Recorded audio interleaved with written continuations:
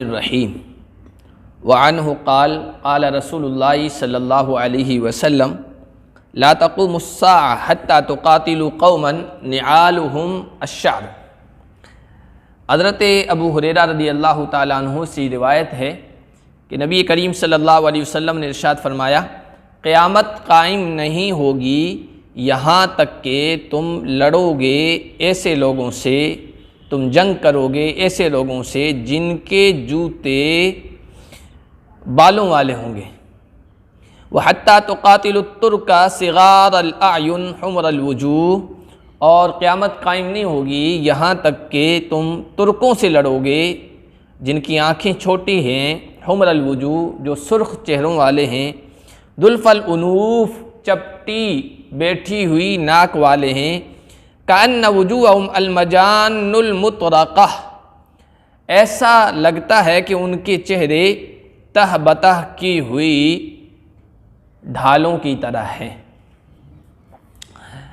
यह अल्लाह के नबी सल्लल्लाहु अलैहि वसल्लम की पेशीन गोई है जंगों के बारे में। तुर्क कौन लोग हैं जिसकी तरफ इशारा इस हदीस में है, उसके बारे में शारहीन ने, मुअर्रिखीन ने मुख्तलिफ़ बातें और मुख्तलिफ़ अक़वाल नक़ल किए हैं।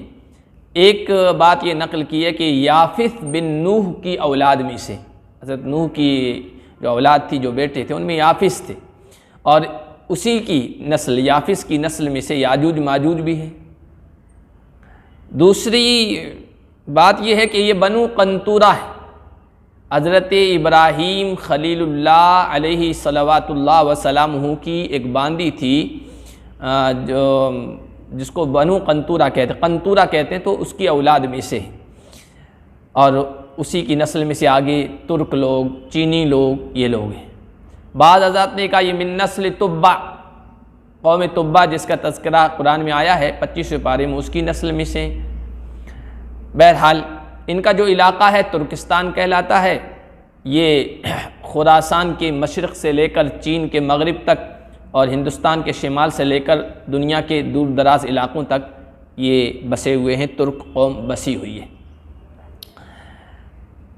अल्लाह के नबी सल्लल्लाहु अलैहि वसल्लम ने जो कहा कि निआलुहुम अश्शअर, उनके जूते जो होंगे वो बालों वाले होंगे, यानी बग़ैर दिबागत दिए हुए चमड़े के बने हुए जूते ये इस्तेमाल करेंगे। दबागत जो देते हैं चमड़े को, तो उस पर से जो बाल हटा दिए जाते हैं और चमड़ा साफ़ कर दिया जाता है, तो जूते उनके इस तरह के होंगे। और इनका जो नक्शा खींचा है, छोटी आँखों वाले, सुर्ख चेहरों वाले, चपटी नाक वाले, ये नक्शा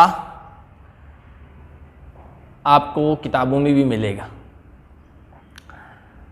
डॉक्टर अब्दुर्रहमान अल आरिफ़ी इस वक्त बड़े आलिम हैं सऊदीया के, उनकी एक किताब है निहायतुल आलम, उसका उर्दू तर्जुमा भी आ चुका है। उसमें उन्होंने क़यामत की निशानियों के बारे में बयान किया है, और जो जो निशानी आई है उसकी तस्वीर भी नक़ल की।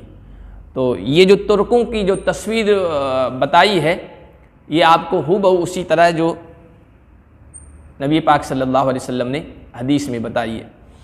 अब तुर्कों को तुर्क क्यों कहा जाता है? मुल्ला अली कारी रहमतुल्लाह अलैह ने ये कहा कि जब ज़ुल्क़रनैन ने वो जो सद बनाया था, एक दीवार बनाई थी, इसका तज़किरा सूरह कहफ़ में 16वें पारे में है। तो ये जो कबीले थे तुर्कों के, ये 22 कबीले थे। उनमें से 21 को उस दरवाज़ा, उस डैम के कहिए या उस सद के कहिए, और वो दीवार के पीछे धकेल दिया था। एक कबीला छोड़ दिया गया था। तो तरह कैसे है तुर्क, यानी उनको छोड़ दिया गया था, बाकी रखा गया था, उसको उनको दीवार के पीछे नहीं धकेला गया था। तो क़यामत की अलामत में से ये है। अब ये जो जंग हुई ना तुर्कों से, ये सहाबा के दौर में हो चुकी है। बनु उमय्या की खिलाफत के आगाज़ में, शुरुआत में हज़रत अमीर मुआविया रज़ियल्लाहु ताला अन्हु के ज़माने में ये जंग हो चुकी है, ये क़िताल हो चुकी है, यानी नबी पाक सल्लल्लाहु अलैहि वसल्लम की पेशीन गोई पूरी हो चुकी है। तारीख़ की किताबों में आप कोई बात मिलेगी, अबू याला की रिवायत में ये बात है कि मुआविया इब्न खुदैज, वो कहते हैं कि मैं अमीर मुआविया के पास बैठा हुआ था कि उनके गवर्नर एक कारिंदे की तरफ से ख़त आया और उस ख़त में उसने ये लिखा था कि उसने तुर्कों पर हमला किया है, उनको शिकस्त दे दी है, बहुत सारे लोगों को कत्ल कर दिया है और बहुत सा माल गनीमत हाथ आया। जब हज़रत अमीर मुआविया ने ये पढ़ा तो हज़रत अमीर मुआविया को गुस्सा आ गया और उन्होंने अपने उस कारिंदे को, आमिल को लिखा कि तुमने जो कुछ लिखा है मैं समझ गया हूँ, तुमने माल गनीमत हासिल की, उनका कत्ल किया है, लेकिन अब दोबारा मत करना, दोबारा उन पर हमला मत करना यहाँ तक कि मेरी तरफ से आर्डर आ जाए। तो मुआविया बिन खुदैज कहते हैं मैंने पूछा अमीरुल मोमिनीन ऐसा क्यों?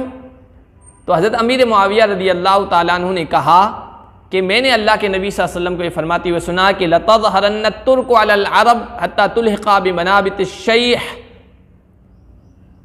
तुर्की लोग ये अरबों पर गालिब आ जाएंगे, लड़ाई होगी और लड़ाई के बाद वो अरबों पर गालिब आ जाएंगे, ये अल्लाह के नबी सल्लल्लाहु अलैहि वसल्लम ने फरमाया। और इतना उनको धकेलेंगे कि मनाबितिश्शैह और कैसूम, कैसूम एक जंगली पौधा है जिसकी बड़ी अच्छी खुशबू है, तो और ये मनाबितिश्शैह एक जगह का नाम है, उनको धकेलते धकेलते यहाँ तक पहुँचा देंगे। इसलिए मैं उनसे लड़ने को पसंद नहीं करता हूँ, खामखा कहीं हम मगलूब ना हो जाएं। असल में तुर्क लोग जो है ना, ये बड़े बहादुर, बड़े जंगजू, बड़े ताकतवर लोग हैं। आप सल्लल्लाहु अलैहि वसल्लम ने भी फरमाया कि उस ज़ात की कसम जिसके कब्ज़े में मेरी जान है, वो मुसलमानों पर हमला करेंगे, मुस्लिम ममालिक पर हमला करेंगे, यहाँ तक कि उनके घोड़े मुसलमानों की मस्जिदों के सुतूनों से बांधे जाएंगे। अमीर मुआविया रज़ियल्लाहु ताला अन्हु के ज़माने में ये जंग पेश आई। उसके बाद ये मुस्तासिम और मुतवक्किल के ज़माने में भी इन तुर्कों के साथ मुकाबला हुआ है। उस वक्त ये लोग इन जंगजुओं को अपने साथ लेकर चले और इनके लश्करों में बहुत सारे तुर्क कबाइल के जंगजू थे, लेकिन बाद में ये लोग गालिब आए और पूरी दुनिया पर तुर्कों ने हमला किया है।